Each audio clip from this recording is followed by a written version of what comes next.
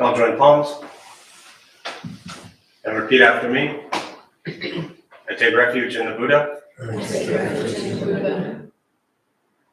I take refuge in the Dharma. I take refuge in the Dharma. I take refuge in the Sangha. I take refuge in the Sangha. Keeping the palms joined.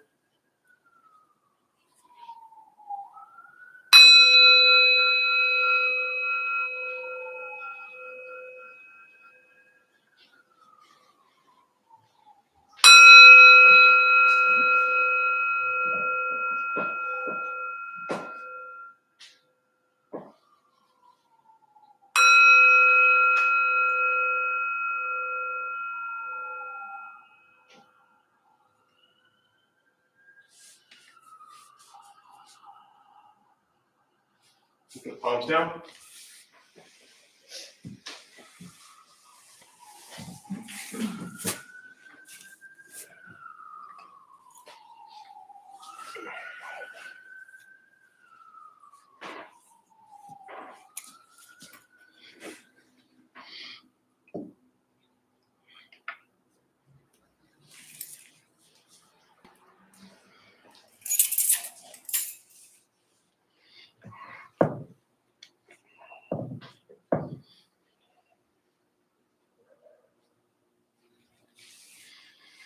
All right, good morning, everybody. Good morning. Nice to see you all here. Thanks for showing up. Apparently, y'all had nothing better to do on a Saturday morning at 11 o'clock. So thanks for being here. Yeah. Anyone facing challenges right now? Only two of you. Nice. Oh, I saw normal. So a third. We got a latecomer in the back. A couple of you. That's good. Congratulations to the rest of you with zero challenges, zero difficulties. It must be nice. Yeah, you should enlighten us all and let us know how you figured it out. I had many of you know her. We've hosted her for at least 10 years, I think. Maybe the first time was 2009 or 10, but Karma Lekshi Somo is a Tibetan Buddhist nun, taught at USD for, 25 years. How many of you in here know her, have seen her here? And she recently retired and moved back to Hawaii like 5 days ago.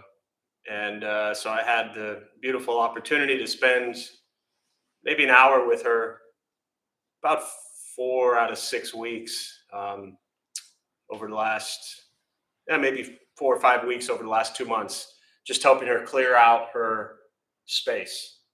So her space, meaning her office, which is probably from the organ to the window and a little bit deeper than like from the steps to here. So it wasn't that big of a space, but filled with books, Buddha statues, gifts that she had received over the years.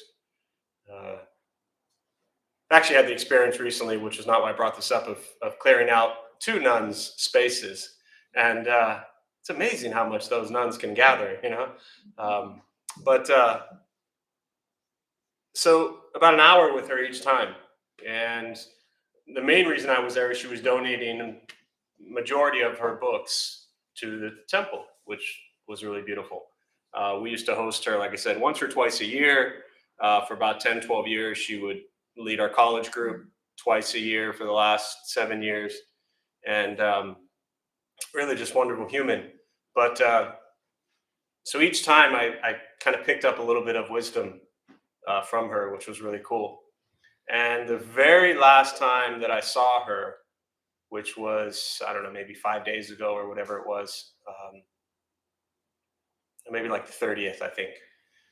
And we were talking about something, and she was showing me a picture of one of her first teachers. And she shared the story that one of her teachers used to always say that anytime anyone asked her to do anything, her teacher, her answer was always, no problem. No matter what arose, no problem. No matter what difficulties or challenges it was, no problem. And I've been repeating that mantra in my head for the last 5, 6, 7 days. No problem. And for me, that's one of the most powerful teachings I've ever heard. And when you spend time with somebody like this, it's not even like she's attempting to give a teaching or a Dharma talk or anything. She's just living her life and sharing her experiences.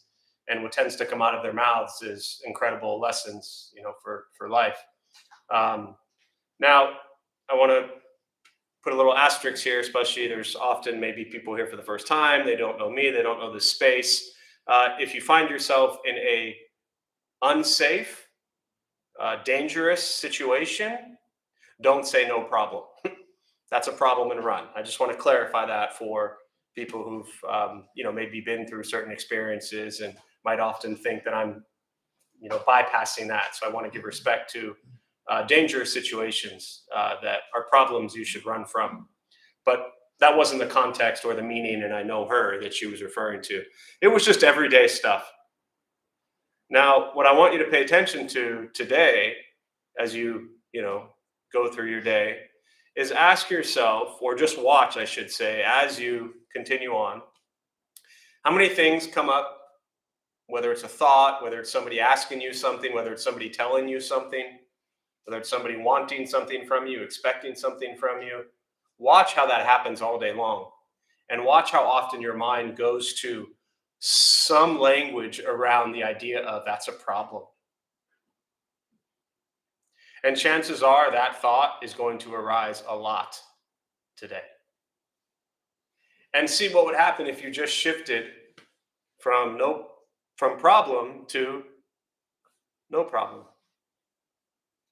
Even just saying those words with any challenges, difficulties, battles, cravings, desires, addictions, whatever it might be, whatever construct is in your head that you're stuck with, that you have reinforced over and over and over your entire life, telling yourself that's a problem. Because we're so conditioned, our cereal isn't poured properly. That's a problem, right? And this stuff happens when we're little, right? I love how mom and daughter look at each other there. She making your cereal? Oh, you could probably make your own cereal, right? Do you always get enough milk? I don't know. Sometimes? Yeah, If you don't get enough milk, what happens? How do you feel? fine. Oh, well, there you go. We have a new master today. So just watch today, no problem, and see what it does just to you emotionally and mentally. Because very often it won't change anything. And whether you tell yourself it's a problem, whether you tell yourself it's no problem, doesn't necessarily mean anything's going to change. But what can change is your perception, your mind, your thoughts, your reaction to a situation, which constantly occurs throughout our day. So, all right. So with that, we'll go ahead and should just end class right there and send you all outside. But someone would have a problem with that, or no problem with that. See, you learn so quickly. To those of you who are joining virtually, good morning, welcome. Thanks for being here. Feel free to say hello. There's a chat box on your screen, so feel free to answer or ask questions or answer questions when we get there. Meditation, a couple things to tell you before we begin. Nothing's going to happen to you. You're not going to float away. You won't have any mystical, magical experiences. The mind that races all day long is not going to shut off. Don't judge your practice. Meaning, don't ask yourself, is this working or not working? Are you doing it right or wrong? We're just going to sit. We're going to breathe. You'll hear sounds inside, sounds outside. And this is life. Life is filled with chaos. And this practice is learning to get quiet and still within all of the chaos. Posture, you just want to be comfortable. If you're on a cushion, often slide into the front third, pushing the stomach forward, allowing the back to straighten. Make it a little more comfortable. If you're on a bench or chair, however you're seated, same thing, just relaxing the shoulders, gently pulling the head up, keeping the back straight. If you need to move, simply move and just return to stillness. I'll guide us as we begin, and we'll settle into a little bit of silence.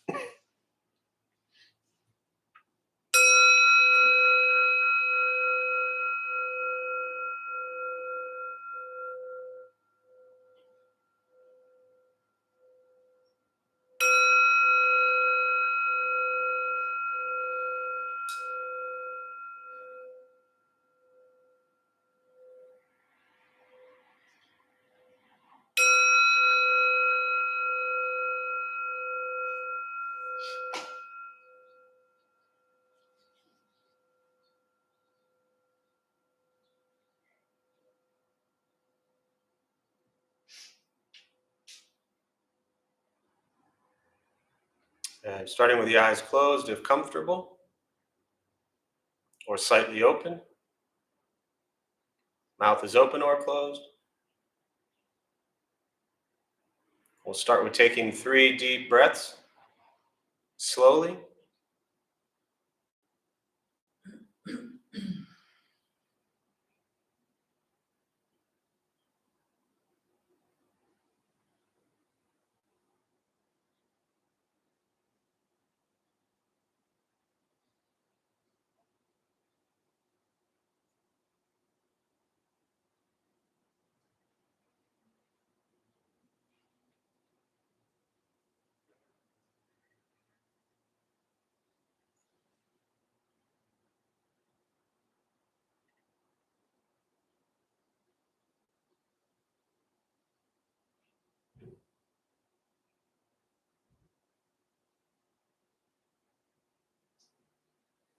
And eventually, settle into a natural rhythm of the breath.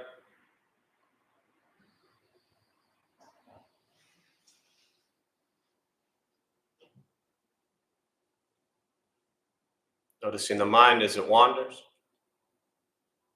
jumping from thought to thought.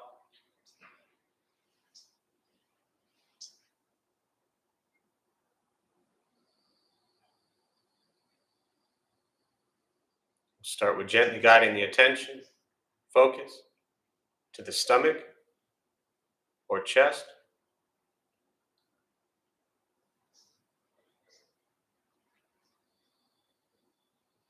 Breathing in, feel them rise.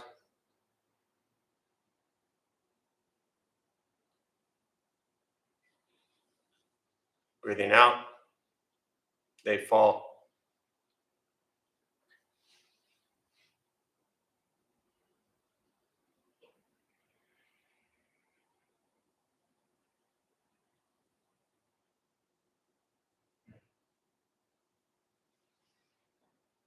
Simply continue this practice,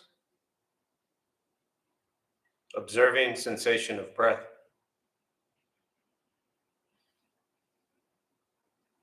expecting nothing but to sit and breathe.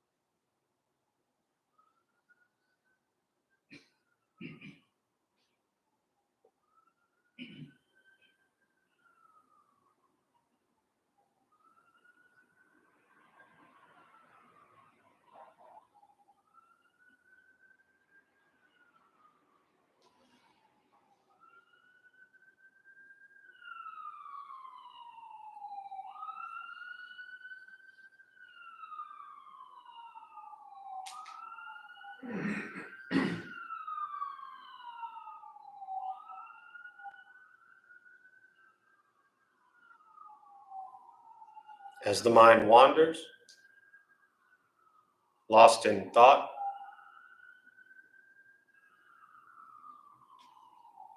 recognize it,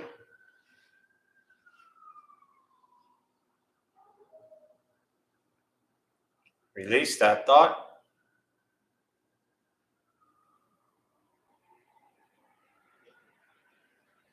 return attention, focus to the breath.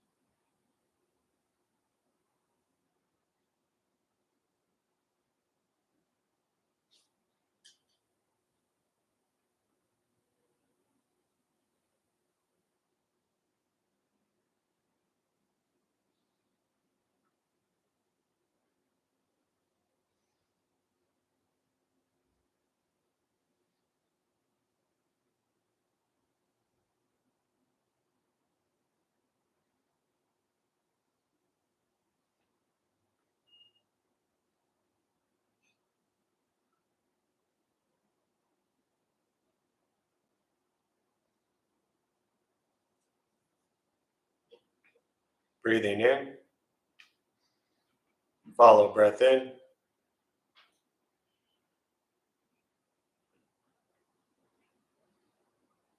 breathing out, follow breath out.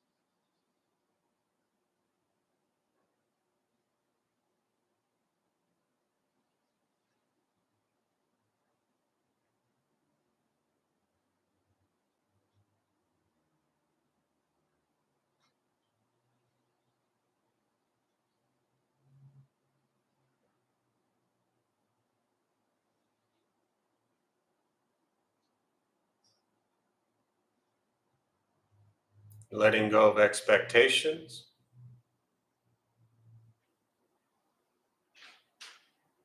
letting go of judgments from the practice,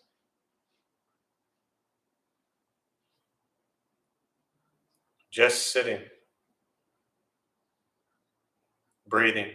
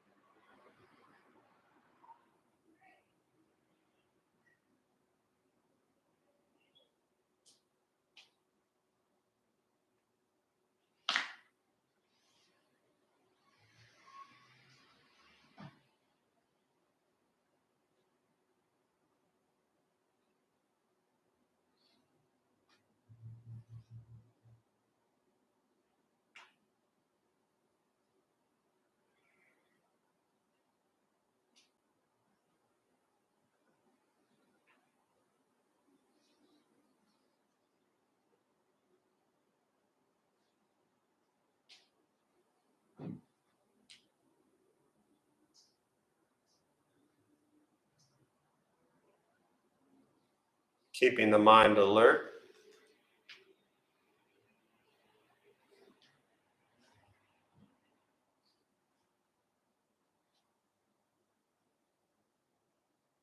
Aware of each sound.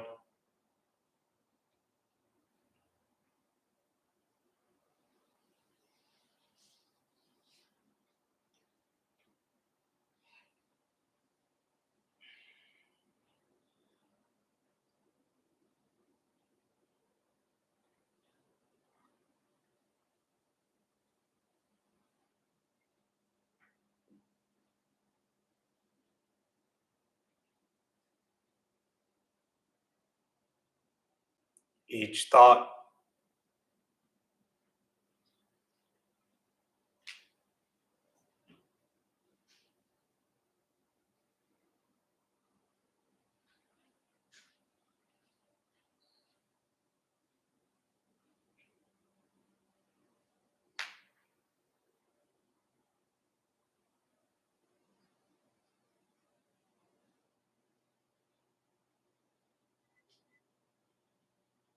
Each physical sensation.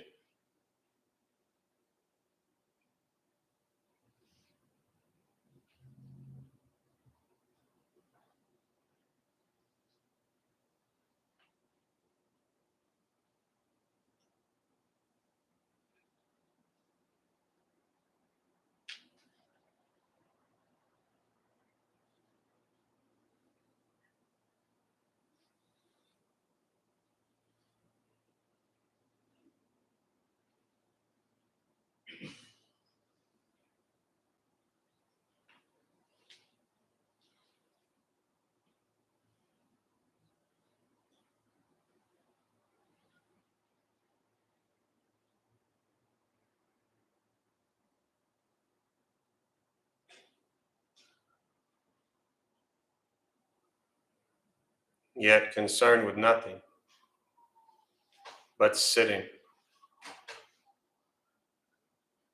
breathing.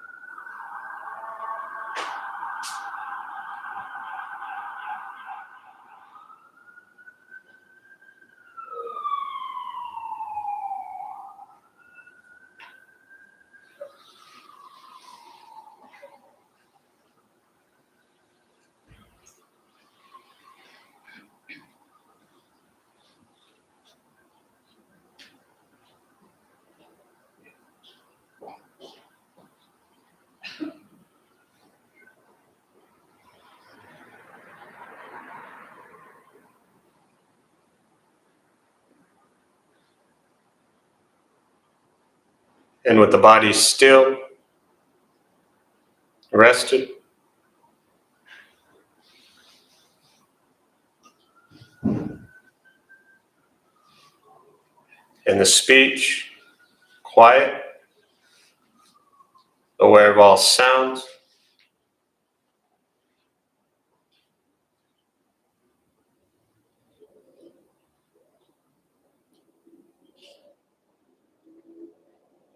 and the mind learning to settle.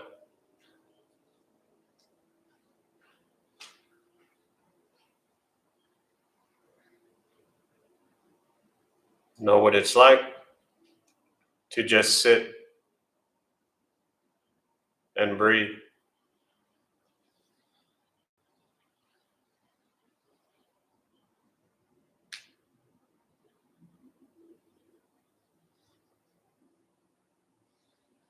Knowing with each breath,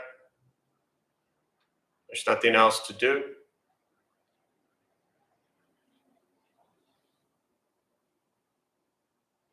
Nowhere else to go.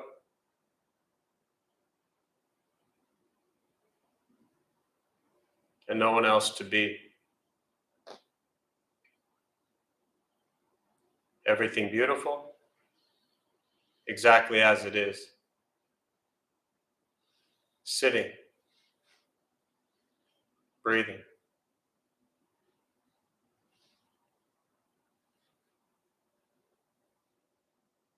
And once again, taking 3 deep breaths, slowly.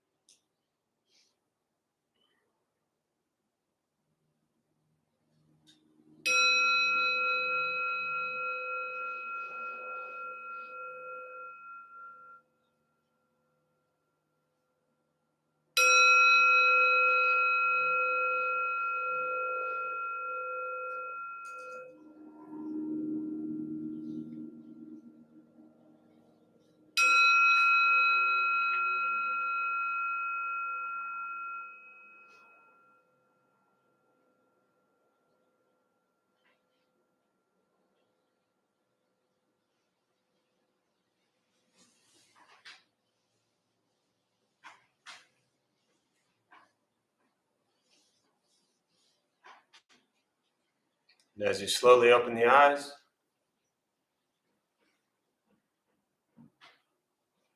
slowly beginning to move.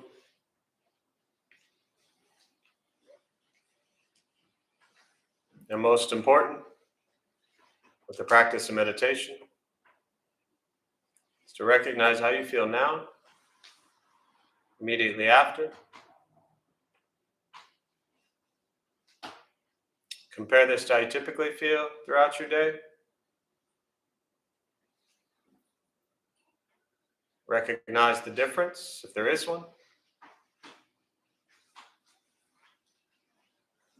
Ask yourselves how you prefer to feel every day for the rest of your life.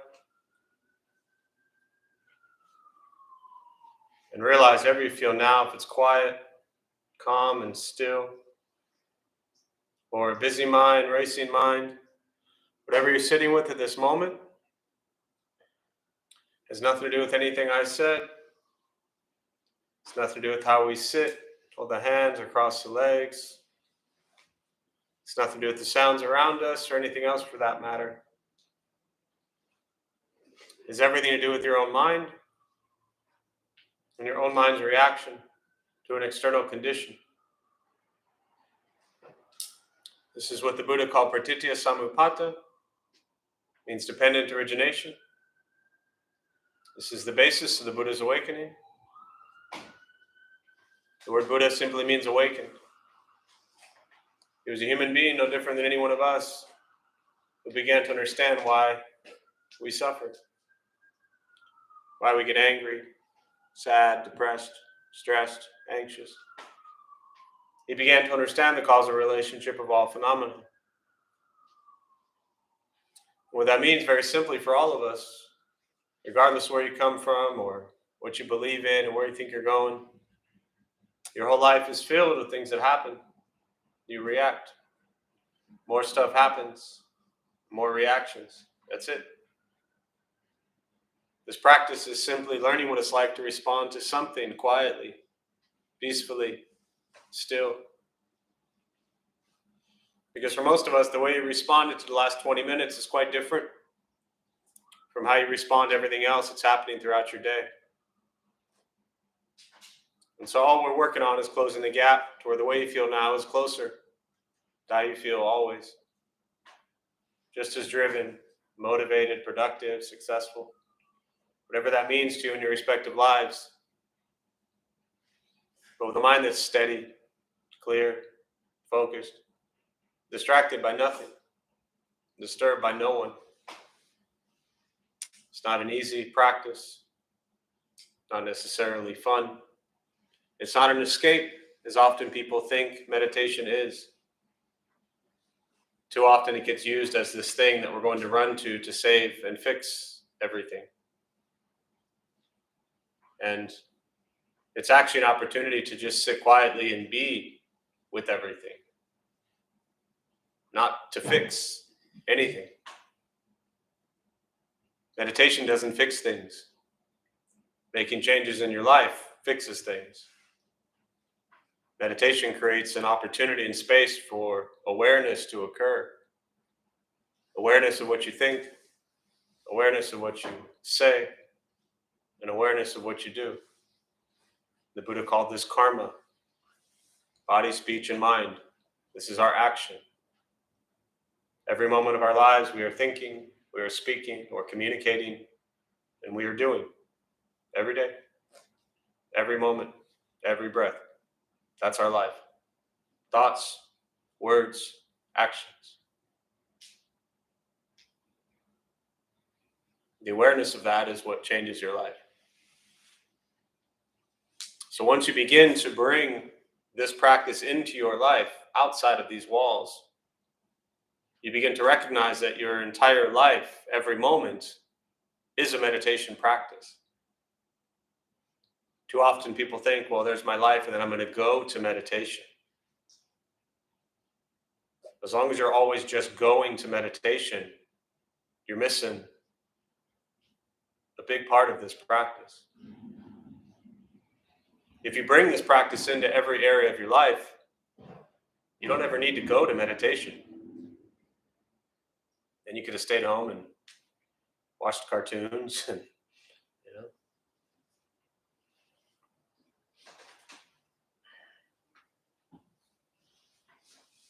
But we often miss that, and we draw a separation between meditation practice and the rest of our life. All meditation is a concentration and focus on present moment, which we have opportunities to do every moment of our lives. So that's the practice. It's easy here, or easier here. Quiet space, peaceful space. You think everyone around you is nice, Notice how I said that?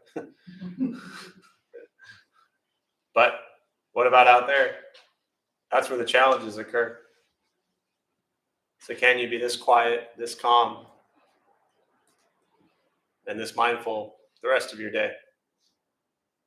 Which actually should be fine, since you're all going to have no problems today anyway. So with that, I'll pause, just open up to questions, meditation, Buddhist practice, anything you're sitting with, and we'll use the rest of our brief time this morning, and I'll respond to questions. And again, if you're joining us virtually, welcome. Glad you could be here. Feel free to chime in somewhere on the chat, or your screen is a chat box there. Joe, glad you're here. joining us from Maine. Nice to see you. An old San Diegan Dharma bum. So glad you made it. 2:42 in the afternoon. It's awful early for you on a Saturday. Questions? I have a question about the Buddhist statues, Yes. and a certain one, the laughing Buddha. Yeah. I was wondering where that comes from. Where that comes from? Yeah, because I've seen it very often, and less so the emaciated one. Yeah. Yeah. So the question, for those who didn't hear it, is around the laughing Buddha. You've seen it very often. Where does it come from? What's the story behind it? And you see it everywhere, as you said, and less so than the emaciated Buddha. So I hate to shatter your beliefs here. It's kind of like, Santa Claus isn't real, right? Okay. She does now. She does now. She's quite mature. She cares for our toddlers during our family weekend, so I was pretty safe with it. Anyone else in here who still thinks Santa Claus is real? I should have checked with the other folks in here.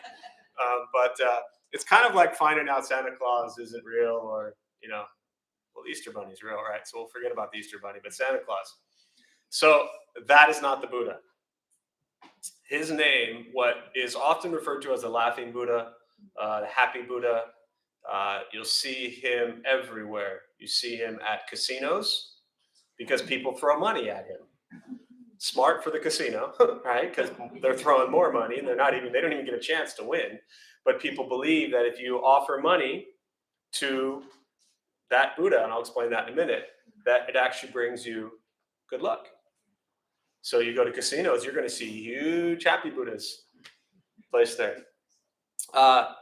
You see them at nail salons. You see them at lots of places for business. And yes, you see them everywhere. His name was Hotei. Hotei, Hotei. He was a monk in China about 1,000 years ago. Very lucky, very wealthy, very prosperous, had a big belly, and carried a bag of stuff. Sound familiar? And yet we came up with Santa Claus, Is that our version of Hotei? I've never studied it in depth enough to know, and I'm not even going to go down that path right now. But that was Hotei. Now, he became the most commonly seen Buddhist statue when in China, when the traders, the merchants, would go along the Silk Road. They would bring monks with them for protection from the Mongolian tribes. And with them were, the monks had little images of the Buddha. And very often what they had was the image of that Buddha, right? Interestingly enough, as Buddhism has spread from culture to culture for 2,500 years, the very first thing typically, and this, I'm not a historian, I'm not a scholar, I don't study Buddhism this way, but I know enough to at least touch on it. And then if you're interested, you can Google it. But what often enters a culture first is the image of the Buddha. Prior to any even real teachings or Buddhists or temples or monasteries or any of that kind of stuff, it's the image. Right? And if you grew up watching the old Charlie's Angels show, pull up on YouTube or whatever, Charlie's Angels, okay? There are Buddha statues everywhere in that show. All you got to do is just pull up like YouTube, the opening scene of Charlie's Angels, and you'll see Buddha statues everywhere, on the desk, in these fancy homes, on the bar. There's Buddhas everywhere. So the images are always what's seen first. Now that image really stuck in Western culture. I don't know why. My guess is it's just happy. It looks happy. He looks playful. He looks non-threatening. And even in my experience in the last 12, 13 years of having, Buddha for You, people looking for more kind of neutral Buddhist stuff, that one is like safe. My mother, 78-year-old Jewish woman, doesn't know really anything about it, but she looks at the happy Buddha and she's like, oh, he looks peaceful, right? So people see that image and it looks happy. Historically and traditionally and culturally especially, he is very often seen on a huge bag of money, carrying bags of gold, surrounded with gold, other forms of money. And so he became known as the Buddha for good luck. Rub the belly, get good luck. Next time you're all at the casinos, which of course none of you do, but next time you're all at the casinos, just find the happy Buddha there and watch it for a while. And watch people rub the belly and throw money at it. And then go lose like $5,000 in the slot machine. So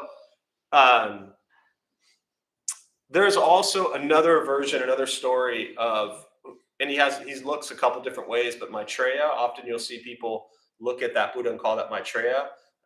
Maitreya is really different from Hotai, but Maitreya, if you ever come across this, is what's known as the future Buddha. So as if you weren't already confused about Buddhist stuff, you got to remember the Buddha taught 2,500 years ago, 500 years before Christ in India. And there were all kinds of beliefs in world systems and heavens and hells and Hindu gods and goddesses and all kinds of stuff. And they said that the Buddha of our world system that we know today is Siddhartha Gautama, the Buddha, which that's the emaciated Buddha, right? The Buddha of the future world system, that when all this world system is done, Maitreya is waiting in what's called Tushita heaven to be reborn to share the Dharma. So don't worry, we're all good in the future. The Dharma will never die. Actually, it will die, but then it'll be reborn with Maitreya. Because I know you were losing sleep over whether or not that would happen. So, does that help understand the happy Buddha? Yeah. Good luck, prosperity, happiness. Yeah. Often people say, like, how come there's like the fat belly and, the fat Buddha and the skinny Buddha? Two completely different people. So, other questions?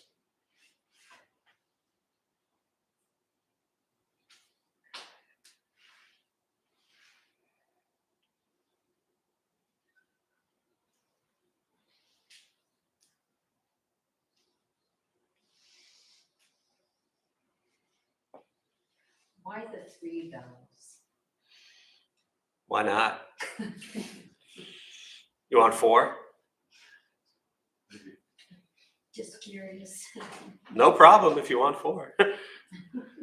Yeah, it's Kind of like even numbers. Yeah, there are.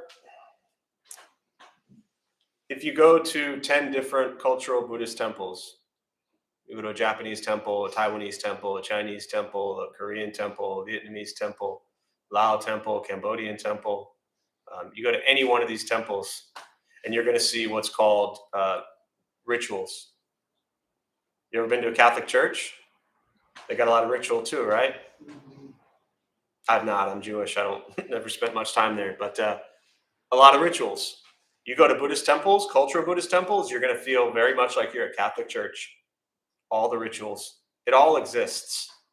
Many people come into Buddhism later in life, having come out of that stuff, and they're not such big fans of it. And then they go to a Thai Buddhist temple, and it's going to, all the bowing and chanting and offerings and rituals, you're going to feel like you're back at Catholic church, So for a lot of people, they don't like that. It kind of, I know this isn't answering your question. I just want to give you a little bit of context to where it comes from. But all of that exists for over 2,000 years within Buddhism. It's very much, all the bells and whistles are there. And they're called Dharma instruments. And, in the Taiwanese, Chinese, Japanese tradition, Korean tradition, and others, but specifically in the Mahayana Buddhist tradition, the Zen practice, monasteries will do what's called a morning drum and bell. So 4:30 in the morning, they wake this huge, massive drum on top of the mountain. They bang that and they play the bells. They do the bowing, the chanting, the offerings, all that kind of stuff. It's incredible. So you'll see it done differently in all of these locations. My specific background since 2003 was with the Taiwanese Buddhist temple here in San Diego for 2 years, and then their monastery in Taiwan for a year, 2005, 2006. And every time they started any formal practice, they would hit the bell 3 times, do the bows, continue, hit the bell 3 times to end. I never once asked why. My guess is it is tied to, in many ways, what we call the triple gem, which is taking refuge at the beginning, the Buddha, the Dharma, the Sangha. That's why I strike it 3 times up there. But when I start meditation here, I hit it 3 times. You could hit it twice. If I hit it twice, a lot of people now, after years, would be like, wait, where's the 3rd bell? It would really mess people up, you know? Or if you hit it a 4th time, they'll be really pissed. So it's just different. Yeah. Does that help? But I think most often it's probably tied to the triple gem, taking refuge. Did you have an epiphany? You look like you just figured something out. Oh, I just said to her that Father, Son, and the Holy Ghost, it's that There you go. Yeah. Trinity. Yeah. Maybe they took that from Buddhism. Probably, Yeah. maybe. Yeah. So, yeah. Again, I've never studied Buddhism this way, thankfully, because it would drive me crazy trying to figure it all out and do no good whatsoever. But there's so many similarities and crossovers between Buddhism and really all the world's religions. So similar.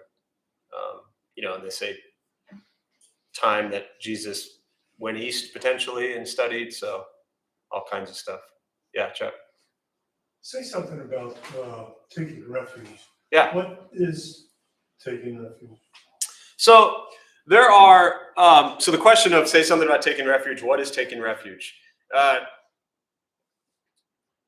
Formal, informal ways that in Buddhism, when you do like formal ritual, formal ceremonies, there is what's actually called a refuge ceremony. We've had them downtown a few times over the years. We haven't done one in a while, but there is a thing where you can actually, kind of ceremonially, formally, is that right? Ceremonially, is that a word? You know what I mean, right? Yeah. Around taking refuge. And so it's something that you can do formally. I'll talk about what it is in a minute. It's also something that, it's like my master used to say, you could shave your head and put on a robe, and that doesn't make you a monk. You can recite the words, taking refuge. It doesn't mean you mean it. You could take formal ceremony, ritual, and get a Dharma name. Doesn't mean you mean it. The first time, I'll talk about that in a minute, but I'm just rambling on this. The first time I took refuge, I'd been at that temple like 3 weeks. And the nun said, hey, Jeff, we're going up to LA for a refuge ceremony. We're all driving up. You want to go? I'm like, sure. I didn't know what it was, But I, like everybody else, was just bowing and chanting and taking refuge and, totally just lost in all the fluff. So when you look at actual what is refuge, the word refuge means different things to different people. Often safety, comfort, protection. You have to ask yourself, what refuge means to you. So if you're going to take refuge in something, comfort, what is it you're taking refuge in, right? Or what does refuge mean to you before you even look at what are you taking refuge in? Does that make sense so far? So when you hear what does refuge mean to you, 1 or 2 words? You more or less described it. It's kind of a soft, comfortable, safe. Comfortable, place. yeah, like pizza, or like mashed potatoes, More of a quilt. a quilt, yeah, with pizza on it, yeah. But my point is that refuge can. I'm just trying to downplay a little bit the seriousness of refuge. It can also be, you say, comfort. We seek comfort if we're depressed in food, in addictions, in I said food, but ice cream, and whatever it might be. We seek, we're tired of I just want to lay on the couch and eat a whole bunch of mashed potatoes, whatever it is. So they call it comfort food, right? So if we look at refuge as comfort, we recognize we can also take comfort in unhealthy things. I mean, pizza's not in that category, but everything else. So then we look at what is it we're taking refuge in. The first one is the Buddha. We take refuge in the Buddha. Now, it's very clear to understand that we're not taking refuge in the Buddha himself. He died 2,500 years ago. He cannot help you. He cannot save you. He cannot fix you. He cannot heal you. You are on your own, folks. But you're taking refuge in what's called bodhicitta, or Buddha nature. And the teaching here is that we all have bodhicitta. We all have Buddha nature. The teaching is that we are all already awakened. We have the same conditions as the Buddha did. We are human. We eat. We go to the bathroom. We sleep. We live our lives. No different than the Buddha did. He was just a human. Wasn't a god. Wasn't any powerful, magical being. He was just a dude. That's it. And he figured out how to end his suffering. So we find comfort. For me, just very personally, I find comfort in the fact that I know I could minimize or end my suffering. It's possible. I like that. And it's up to me. I also like that. It's not on anybody else's shoulders. It's nobody else's responsibility, nobody else's game. If I want to suffer less, I am 100% responsible for that. That's very comforting. It can also be very scary if you're not willing to do the work, because it's a lot easier to just blame everybody else for your misery. Not that you or anyone else in here has ever done that, but it's a lot easier to say it's their fault. But no, it's mine. My fault. Right? Not in a negative self-hatred, but in an honest way. Right? If I'm suffering, it's because of what I did. 100%. What I thought, what I said, what I did. Okay? Second thing is, does that make sense on the Buddha part? The second thing is take refuge in the Dharma. Dharma is the teachings. Real simple. I mean, it's everything he taught for 45 years, 80,000 different ways. But as they say in Buddhism, that's all summed up in the Four Noble Truths. Suffering, cause of suffering, greed, anger, ignorance, the ending of suffering, nirvana, liberation, and the path, the Eightfold Path. Correct views, thought, speech, action, livelihood, effort, mindfulness, concentration, all on Google.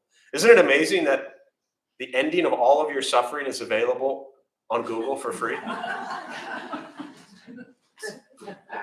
Sounds like a religious experience. Right? I mean, there you are on Google, and you can become fully enlightened on multiple Google searches. That's it.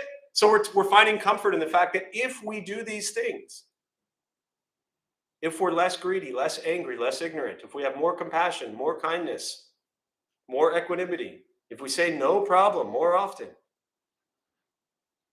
that's the Dharma. Those are the teachings. Generosity, morality, patience, diligence, concentration, wisdom. Those are the paramitas, the perfections, the bodhisattva practice. That's the Dharma. That is very comforting for me as a human to know that if I would just do these things every single second of my life, I would no longer suffer. No problem. No problem. But I'm an ignorant fool, and I don't. And so I suffer. And I'm aware of that. Right? But I still like knowing that if I did that more, I would suffer less. Third one is the Sangha. Sangha at the time of the Buddha was, the Buddha, the monks, and then the nuns and the early practitioners. Kind of more modern day, fast forward, Sangha typically is referred to, people who come together to meditate, practice, share time, space, ideas, thoughts, curiosities, questions, challenges, difficulties, things like that. So Sangha is really, it's the group of people that you spend time with. And I like to look at Sangha as not just like in a Buddhist sense of here we are in a meditation hall, so this is our Sangha. Yes, at this moment in time, this is our Sangha. But if you drove here and you get on the freeway, I'd like to see that all those cars on the road, that's my Sangha at that moment. And if I have as much care and love and respect and appreciation for them as I do as all these people in this room, could you imagine screaming at anyone in here and giving them the middle finger? In here? You're saying yes, but I just wanted to clarify that. Probably not. Not in here. Well, actually, Chuck, you probably would, but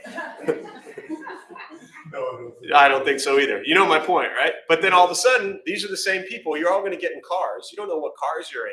You're all going to get on the 163 or wherever you're going, and you might be in the same lane next to each other, or in front of, behind each other, or next to each other. And all of a sudden, there you are. And the car in front of you is slowing down, and you're honking, and you're furious, and you're angry that they're driving too slow. And so you speed up to go around them, and you look over, and it was you two. And you're like, uh-oh. So I like to look at Sangha as everywhere we are, the grocery store, Starbucks. If we treat that place the same way we treat a Buddhist Sangha,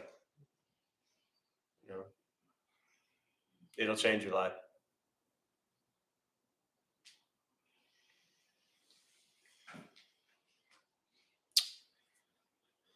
I thought was there another hand? Alice, did you have a hand? No, somewhere. We'll do one more thought question. Yeah. Good question. Within Buddhism, I know that we talked a little bit about prayer in the past. I was just wondering, within the practice, when do you choose to pray and when do you choose to meditate? Yeah. Good question around within Buddhism and when do you, Buddhist prayer and when do you pray, when do you meditate? I'll close kind of with this thought, and also to give a little context, mainly for those who are new or maybe don't understand this part of it, but it's important to understand that the Buddha came from a time in India where they grew up as a Hindu, believing in endless gods and goddesses. And so prayer, belief in gods and goddesses was a big part of his upbringing, his childhood, and what he was surrounded by. Now, staying at the time of the Buddha, when he is Siddhartha and they called him the Buddha, and he was teaching, they asked him, there were 12 or 14 questions he was asked that he didn't answer.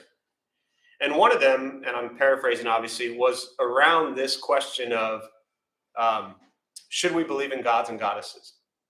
And what he said to them was, that's up to you. Meaning he wasn't a god. So he didn't have this like godlike power or goddess-like power to say that you should or should not pray. What he said was, if it's, again, I'm paraphrasing, if it's important to you and something you do, continue. If it's not important to you and not something you do, then continue. But what he was there to teach you was how to live a kind, gentle, happy life. That was his focus. So he specifically wasn't focused on teaching people or telling people to pray. Now, what he did, like with any religion, and what he taught and how he lived over 2,500 years gets changed quite a bit, right? So imagine now, and again, my background specifically in what's called Chan, which is Chinese for Zen, which is the Japanese practice. Chinese is Chan, Japanese is Zen, and Pure Land, which comes from Taiwan Buddhism. Taiwan, Japan, Korea, very big in Pure Land Buddhism. Most Buddhist schools, very devout, faith, prayer, heavily. A lot of kind of your average Western person who comes into Buddhism today, as I was alluding to earlier, we come out of all these Western religions and we're like, well, that didn't work, or maybe it works. I have a friend years ago, she's Catholic, and her Catholic faith was super important to her. She got into Buddhism and she said it actually made her a better Catholic. She considered it a software upgrade, where it made her a kinder, gentler, happier person, which she felt connected her deeper to her Catholic faith. And I thought that was a beautiful application of Buddhist teachings, right? So, you with me so far? Coming back to prayer, then you have to look at how do cultures use prayer within their existing life. For example, when Buddhism went into China, right, around, say 2,000 years ago, right? As Buddhism enters a new culture, it always meshes with the existing culture. So in China at that time, you had Confucianism, Taoism, Shintoism. They were praying to tons of gods out there. So Buddhism meshed with that. And so you have cultural influence on Buddhist practice. Each culture of Buddhism is going to pray differently. For me, in what I was taught within Buddhism and Pure Land practice, prayer is a huge part of it. Faith is a big part of it, right? Belief in Buddhas and Bodhisattvas in all time, all space, all directions. For me, very personally, I pray to Buddhas and Bodhisattvas every single day. Every single offering I make in this space, the start of every class, start of every day, and the close of every night for me at this temple, I'm up here giving my prayers to every Buddha and Bodhisattva that's sitting here behind me. I find it incredibly important. I also have that belief. For one who doesn't have that belief, if one doesn't have a belief in Buddhas and Bodhisattvas and gods and goddesses and things like that, then prayer will do you no good. Well, maybe that's not true. But my point is, I wouldn't suggest somebody who doesn't have the belief or faith in that to do that. The other thing is, unless I'm asked about this, which, comes up every so often, have you ever heard me sit here tell people that they should start praying to Buddhas and Bodhisattvas? No. And I never will. It was important to me because it's what I was taught and it did something for me. And so I'm going with that. I know the Buddha didn't say, hey, every day when you wake up, you should pray to Buddhas and Bodhisattvas. It wasn't his teaching. But I also follow a lot of what Garfield says.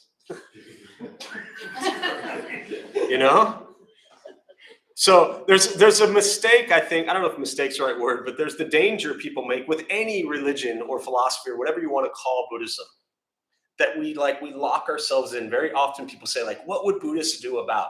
And they're so concerned. Someone asked me about they take prescription meds for depression, anxiety, which I know many people come here do. And they said, I want to be a good Buddhist. Should I stop taking these? And I was like, what does being a good Buddhist have to do with anything?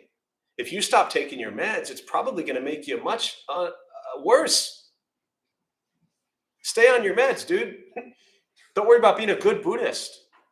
Because the teaching of, no intoxicants, nothing that alters the state of mind. So this person thought, well, then I need to give up my depression medication. Yeah, I wouldn't suggest that. So we have to, I think, remove ourselves from being worried about being locked into a Buddhist role and just be human.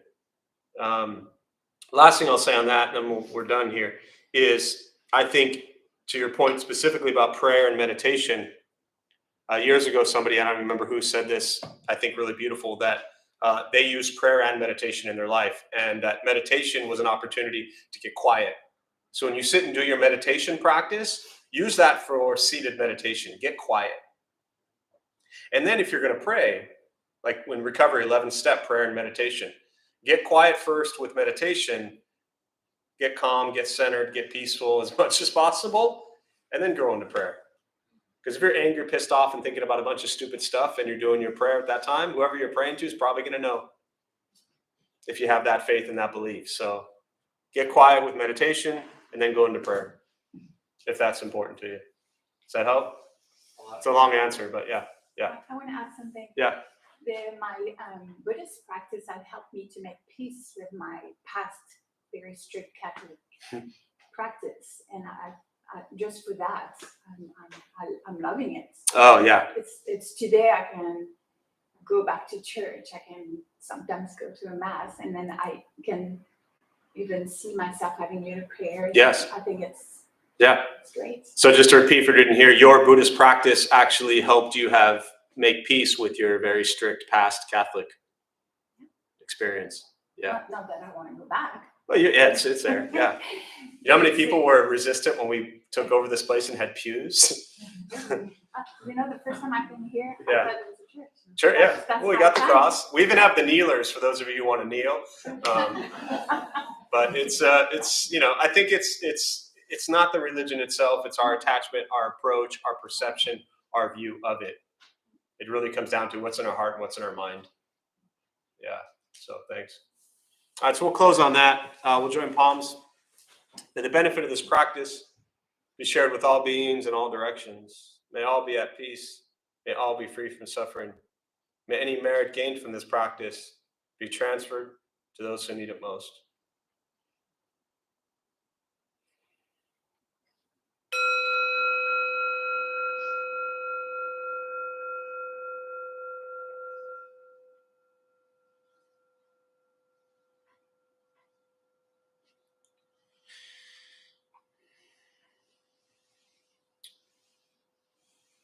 All right, just a few quick announcements. Thanks all for being here. My name is Jeff. I'm a Dharma bum. We opened up this temple 16 plus years ago to introduce Buddhist practice to those who show up. Those of us who lead, we're not monks, we're not nuns, we're not gurus, we're not masters, we're not teachers, we're not looking for students. We're just practitioners. We do our best to take our understanding of Buddhist teachings and put it into terms that hopefully make sense to those who show up. So just about every night we have different practices going on, different people leading from a different Buddhist tradition. First Saturday of every month, so there's probably about 15, 20 people downstairs right now, or they're done now, but it's a half day of silence retreat, 4 hours of silence. So if you've never done 4 hours of silence, I think they all survived, so you have a whole month to work up to it.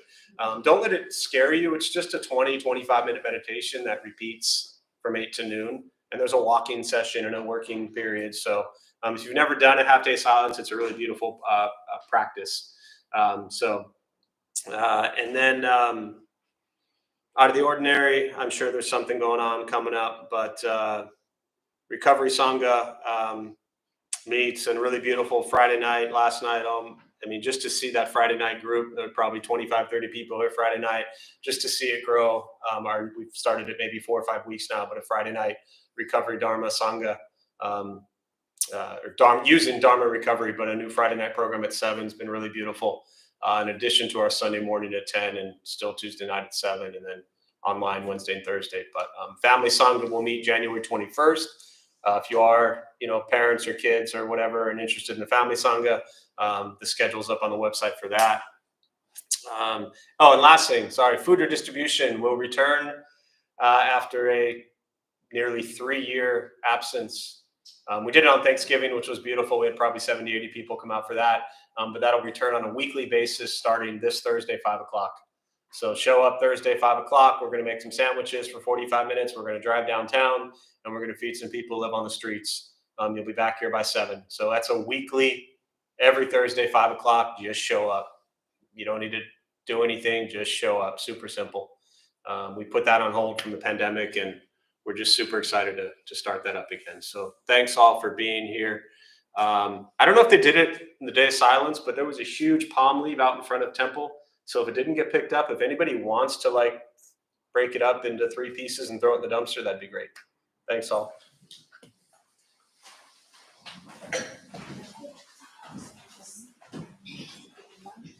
Oh, and Alyssa, I just saw your comment here. Thank you for sharing. Sorry I didn't get back to it earlier, but yes, why we get so angry driving. We'll get back to that next time. Thank you all.